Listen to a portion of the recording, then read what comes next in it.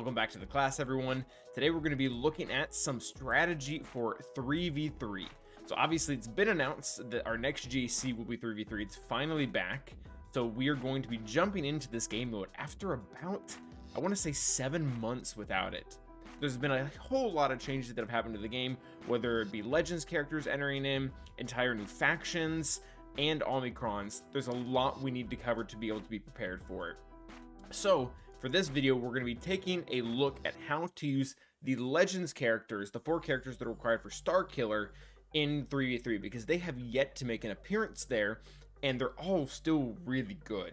I was doing a lot of thinking and theory crafts, and I guess we'll call it that, and I'm going to be using every single one of them in some capacity, which is kind of saying something, because in 3v3, we typically like to make condensed teams because we have more characters to work with, because there's less characters needed overall.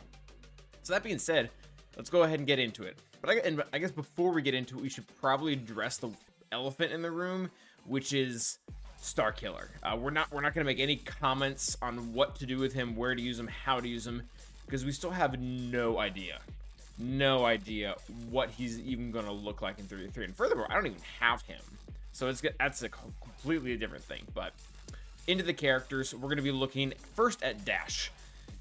Dash is super cool. I think Dash is probably going to be the best out of the Legends characters in 3v3. What he brings to the table is still super good, despite having less of his team. And I think there are really 2 big options for using him.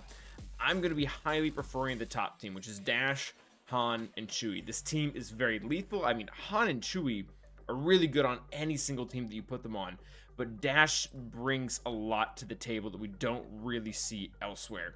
His big thing that I think is going to make him super deadly is the amount of speed and turn meter he has that just lets him completely overtake your team. I won't even get into how much offense they have with all the mechanics, because everybody kind of just knows that Han and Chewie just destroy things.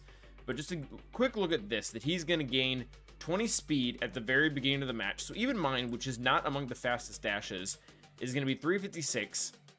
And then because of his unique Zeta, he's also going to be getting 2% turn meter, really everyone is, when those first 2 crits or first 3 crits come in from Han and Chewbacca with the shoot first.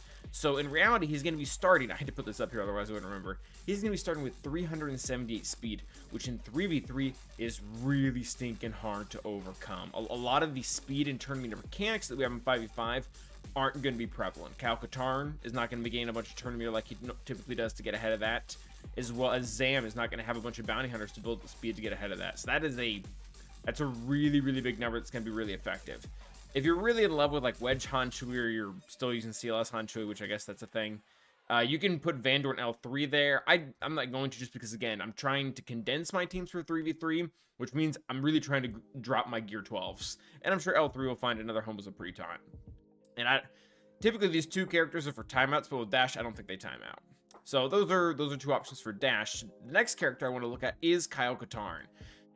So Kyle, we all know and love him as a Rebel fighter that fights alongside Mon Mothma and gives the Rebel fighters a ton of bonuses. The big issue with that here is in 3v3, he's only getting 10% turn meter for 1 other Rebel fighter at most, assuming you're using Mon Mothma as lead. That's really bad. Like, at that point, you're going to be able to be faster just using Kara. And if you put Kara in there, you can't put in Scout to gain turn meter. The team just doesn't work. He does really. I mean, you can try, but I don't think it's gonna work at all. Putting him with Mon Mothma. I mean, Mon Mothma has so many other options for 3v3 that are better than Kyle. And Kyle still isn't really left out there to dry, though. He has a lot of his kit. Doesn't have a lot of Jedi synergy, but has a lot of assist synergy. It's one of his big things. Like we're not gonna go through his entire kit, but his basic, for example, if it is Katarn's turn, inflict ability block for 1 turn, otherwise deal damage a 3rd time. So he gets to deal damage if you're calling him via assist, and a lot of these just continue to ramp up his damage. I believe it's here, yeah.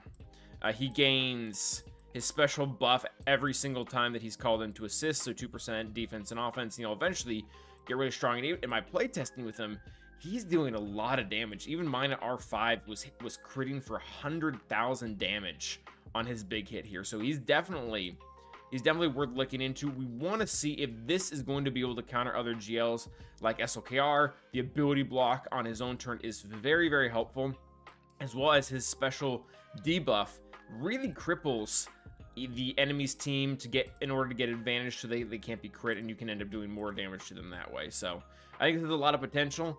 Worst case scenario, if JML really needed like Jedi Knight Luke or Gas or whatever he needs to beat the other GLs, then you can just downgrade to like a Bastila team, and Cam is now probably going to be playing with other Galactic Republic Jedi rather than going here.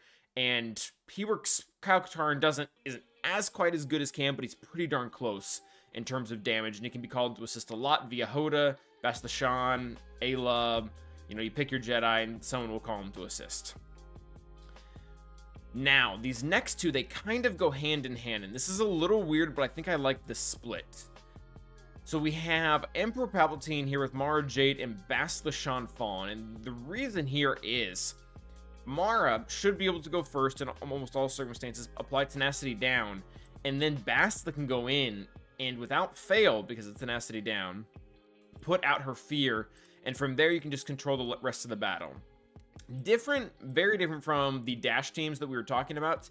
I think this is very much an offense team though, and the reason why is Mara is crippled just a little bit, not in this comp, but in 3v3 in general, because of Palpatine's lead gives them, I think it's 20%. Yeah, 20% turn meter whenever they inflict a debuff. This becomes a little bit problematic, because when she's going to come in and put all of her debuffs on, she's only going to be putting them on 3 characters, which means you're not immediately going to be able to loop with Mara to get the turn meter train going. It's going to be a lot harder than that. So this is something you're going to want to take on offense, because you can't guarantee that someone's, really slow team isn't just going to come in and overtake it. But I think it's going to be really, really good, and it's not going to even require that much damage, just because the other team really shouldn't take a turn. Granted, they don't have anything that stops your turn meter, but the Tenacity down makes that very, very hard. And if we're pulling Bastila Shan Fallen here, we're going to be putting Talon with Darth Revan and Darth Malak. And this really isn't a new concept or really not much of a theory craft, because this is exactly what 90% of the player base is doing in 5v5. The same exact reasoning. You're putting Talon in there to get Darth Revan even faster, so things like troopers can't get in front and start killing them before things start to get in your way. And this is also really nice, because it doesn't leave a great option for your opponent to start killing things. Darth Talon is obviously going to be starting in stealth. You don't want to hit Darth Malak. That's kind of that's this whole thing. And then Darth Revan, you can't assist against him. Even if you can hit him, he's going to start equalizing with the other 2 characters. So it maintains a lot of its viability. And one of the things that I did think about is maybe pulling Malak instead of Bastila Shan Fallen, but the Darth Revan team without Malak, it follows heavily in viability. A lot of things start to get to beat it that normally would never beat it. And even the debuffs from Bastila Shan Fallen on this team sometimes counteract it. I know a lot of people like to take Malak to solo things in 3v3, and they would put Darth Revan, Bastila Shan Fallen, and let's say, Sith Empire Trooper or something like that, or maybe even Talon. But Padme with Bastila's debuffs, I mean, there were times that we got a 54, which is perfect banners, against Darth Revan with Padme before, because of the amount of courage we were able to flip from her. So I prefer the split. I don't think these are going to necessarily be the only option, but it's probably the option I'm going to be going with in the very beginning. And I made comments about how Dash will probably be defense, Emperor Palpatine will probably be offense, and Dr. Talon will probably be defense. These are also offensive teams. Jedi are just very, very versatile.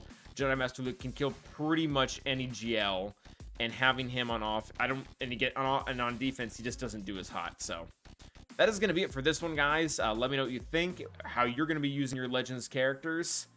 And remember to like and subscribe. And as always, stay awesome.